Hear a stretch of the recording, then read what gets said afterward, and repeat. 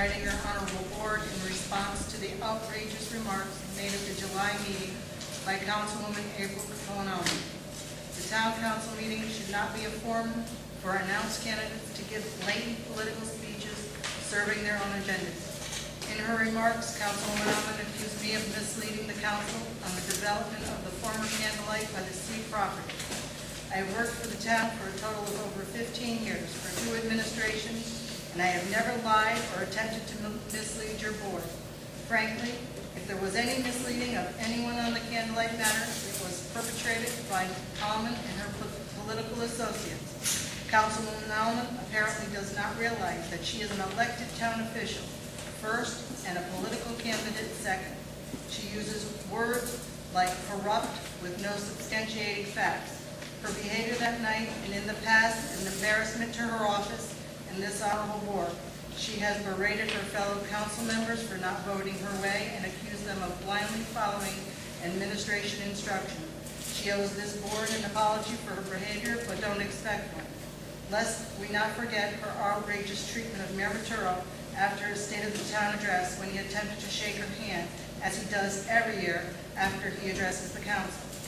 Finally, she owes the mayor an apology for the crude remark made by her father after the mayor spoke at last month's meeting.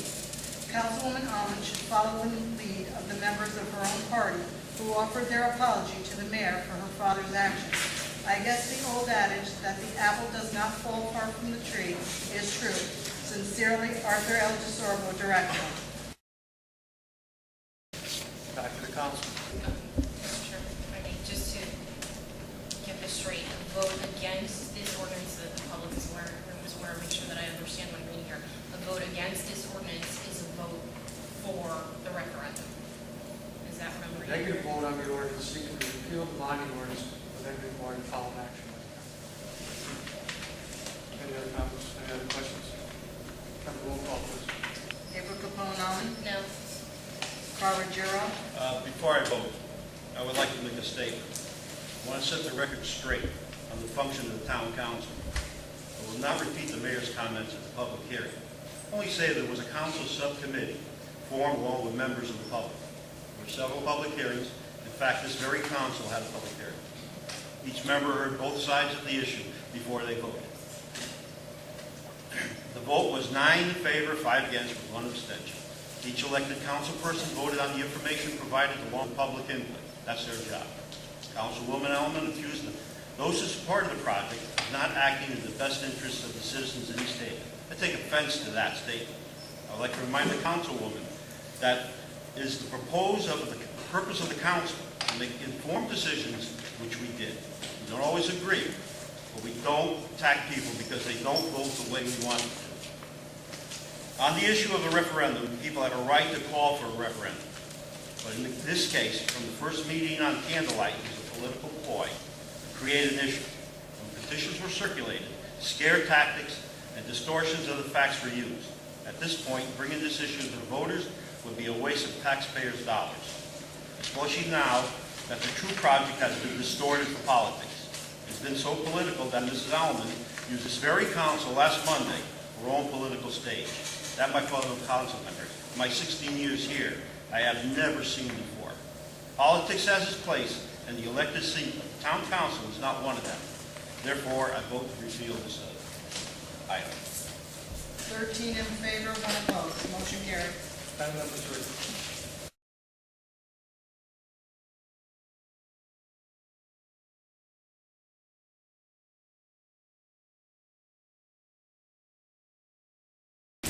I think this project represents bad planning and poor timing. By the administration's own admission, times are tough, and it is fiscally and morally irresponsible to ask taxpayers to absorb more debt at this time. This project is a $5 million publicly financed banquet and wedding facility. This project isn't about public benefit, it's about enriching private interests. Projects funded by the taxpayers to this extent should benefit the majority of the public, and this clearly does not. The town of East Haven is plagued by many problems that do affect the majority of the public, many of which we've heard tonight, including the decaying library, dilapidated public works, police and fire departments, and a crumbling road system. Is it right at this time to borrow $5 million to finance the building of a banquet hall for political supporters when our infrastructure needs repair? In my opinion, keeping the existing infrastructure in good condition can promote growth more effectively than capital expenditures. But the Monturo administration's own estimates, our annual return on this investment will be minimal compared to the $5 million that we're putting into it. This is not Joe Montoro's money. This is the taxpayers' money that they're asking us to spend tonight. And the planning of this project needs to include the full participation of the townspeople. I believe that this administration has, contrary to what they say, has made little effort to accommodate the average citizen. Most folks didn't know what was going on with this project until they came here tonight.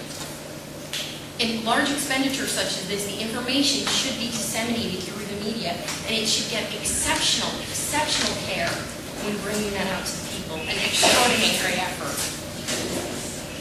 This administration has proposed a blatant example of how people with connections manipulate the government, and by the mayor's own admission yesterday, they're gearing this project toward OR&L to manage the company. It was in the paper. I have a copy of the paper. They're one of the biggest political supporters of the Republican campaigns. That is not fair. Now it's the council's turn to vote on this, and we're supposed to serve as checks and balances against the mayor. And I just hope that the people on this council will display the integrity and character that I know that they have, and do what's in the best interest of the taxpayers. We have a responsibility to end this fiasco tonight. And I want to know what's wrong with putting this decision in the hands of the taxpayers. I am fully prepared to take this matter to referendum. I think we need to let the people decide how this much of their money should be spent. And I thank you.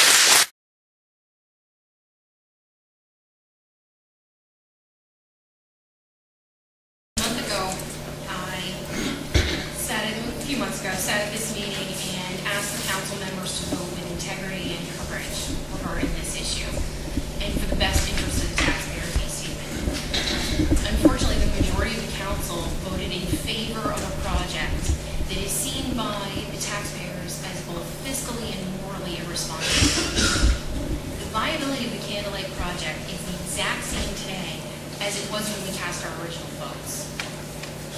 This project is an attempt by the Monturo administration to trick the East Haven taxpayers into financing $5 million for banquet facilities. Since 2004, this administration, led by Joe Monturo and DeSorbo, have choreographed a public campaign intent on disguising the true purpose of this project so as to mislead the people of East Haven. Mr. DeSorbo has made several public statements in an attempt to quell citizens' concerns that the property would be used for private gain. He said he was adamant that the land would be used strictly for public purposes. And I quote him as saying, "It is for us to use forevermore." And I feel that was a broken promise. When the administration picked the committee to decide how the property would be used, we were again told that its members would be far-reaching and broad. And again, that was another broken promise. When this project initially went before the Board of Finance, it was voted down unanimously across party lines. And Joe Monturo publicly turned that defeat, quote, a personal vendetta against him. The next month, the members of the Board of Finance, 3 members of the Board of Finance, voted to change their votes and vote in favor of this plan. What information did they have? And that was something that I asked in our last meeting. I'm asking it now. What information did they have that changed their minds that the rest of us don't have? It's my belief that this project is not about public benefit. It's about enriching private interests. And more importantly, it still represents bad planning and poor timing. The opposition to this project faced a monumental task. It needs to gather over 2,300 signatures from East Haven's registered voters in 20 days. And we did that. We did that together, and we did it across party lines. Regular citizens, Democrats, Republicans, unaffiliated, came out in what they felt was in the best interest of the town and the taxpayers. And I personally find it condescending that Joe Monturo can so easily disregard 3,000 signatures and the opinion of 3,000 taxpayers on this matter. It's that type of arrogance that justifies borrowing $5 million to finance the building of a banquet hall when our infrastructure is in desperate need of repair. As promised, the future of this project has been placed in the hands of the people who we represent. Excuse me. Simply put, that's where it should stay. And quite frankly, I know that most of you are on the opposite side of public opinion when it comes to this matter. But it's not our money. It's not the council's money. It's not Joe Maturo's money. It's the taxpayers.